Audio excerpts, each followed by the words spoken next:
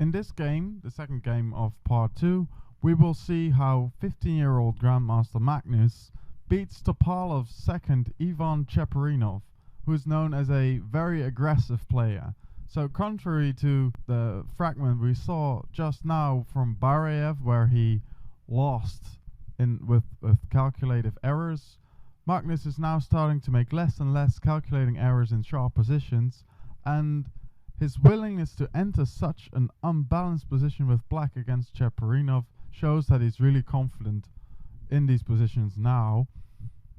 I do need to mention that 1 year before this game, Magnus has made a draw with Kasparov in a rapid game, and this has really affected his career, so he gets more invitations now to play in top tournaments and play higher rated players. However, I'm not including that very game against Kasparov because it's so well known and over-analyzed. So let's start with Cheparinov against Carlsen. Cheparinov starts d4, knight f6, c4, e6, knight f3, d5. I also play this myself as black, and I would happily recommend this line. Knight c3, bishop b4, and bishop g5. Now we've entered the Vienna variation of the Queen's Gambit declined. Magnus, however, plays on in Nimzo-Indian style. c5, which is a rare move actually. C takes d5. Cheparinov doesn't know this move, and he transposes to the Ragozin system, in which c5 is also a rare move. E takes d5, e3, which is kind of strange because if white really want to press for an advantage, I'd recommend him to play d takes c5. So he was kind of scared of this young Norwegian star already, and being scared is of course a bad thing. Castle kingside, queen c2. I don't know if this is the most ambitious move. Black played bishop e6, enabling the queen to recapture on f6 after white has castled. Bishop d3, h6, bishop h4, c4. This is an active move, which is it's typical in the Ragozin system. Bishop e2.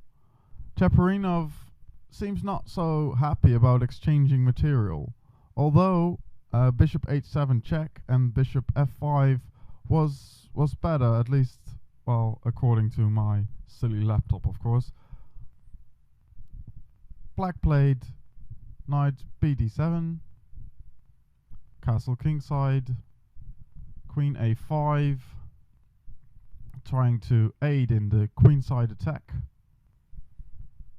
Knight d2, rook fe8, and now white is going to start an advance in the center, which is quite dangerous. f3, and the only way to counter it is actually to get some counterplay on the queen side by b5, e4, and now I would like you to find Carlsen's next move. So pause the video and try to find a creative way to stop this central push.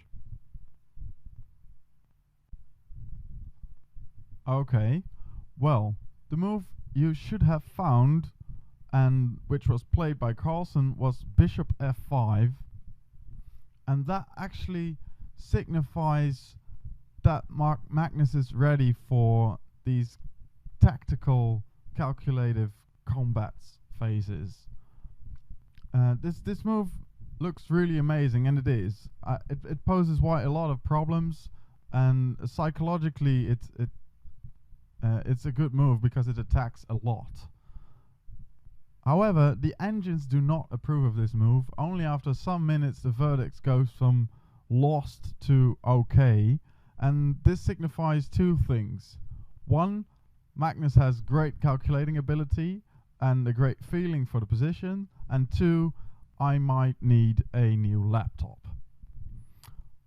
I'm pretty sure of the last one, so let's continue. Haha.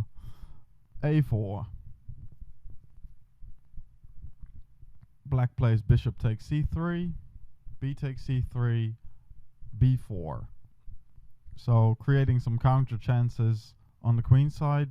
C takes b4, queen takes b4, rook a b1, and Magnus finds some counterplay again with queen a3,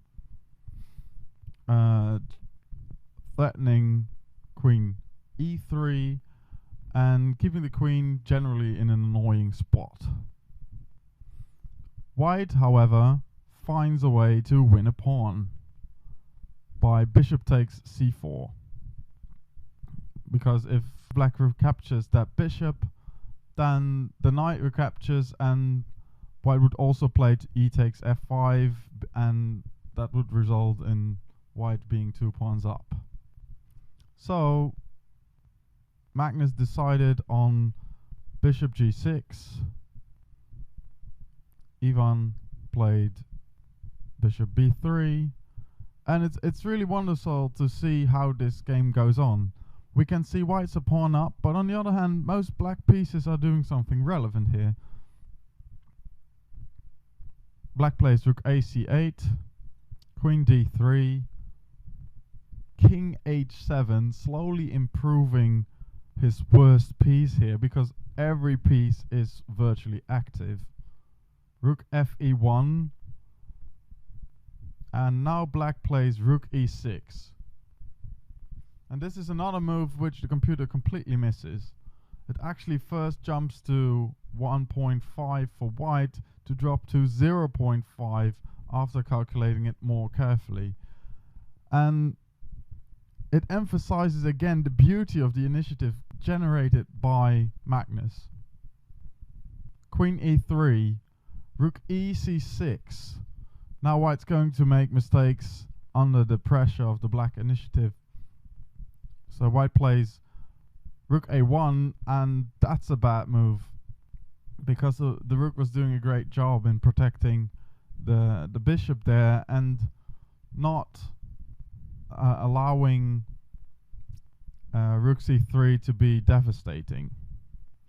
Because after queen b4, rook c3 becomes a real threat. So actually removing the rook from the pin only helped black. And that's also a psychological thing. So the bishop on g6 was pinning the e4 pawn, and it was just annoying for white to remain in that pin. And by removing his rook from the pin, he's actually making a mistake. So these active pieces are generating psychological mistakes here. e5, rook c3, queen f2, and now Magnus is starting to play in a bluff-like fashion. He plays knight h5, which is a slight error from Magnus, but the knight is very dangerous in generating more initiative. Rook d3 would have been a little better for black, but he does not find that attractive enough. Probably because Magnus is avoiding the draw, so that's his playing style.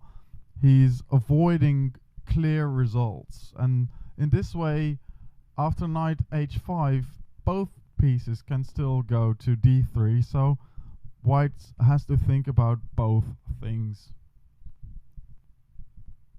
White plays bishop takes d5. Then black decides to go for rook d3. After all, knight e4, knight f4, rook a b1,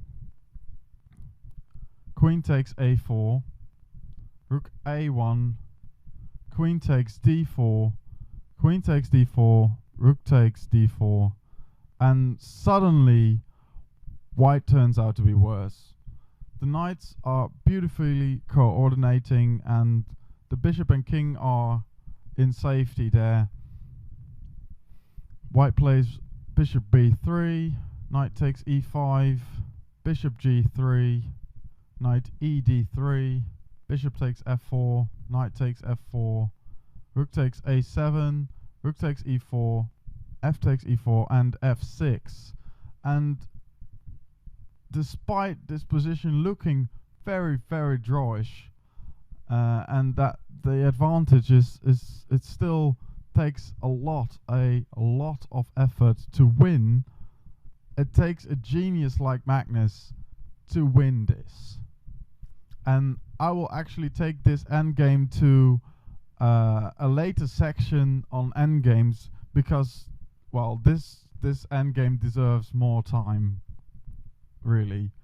What I wanted to show in this first part is that Magnus really improved his calculating skills, and he really found a way to pressurize such a dangerous player as Cheparinov, and that's one of his big steps to improvement. So, see you in the next video.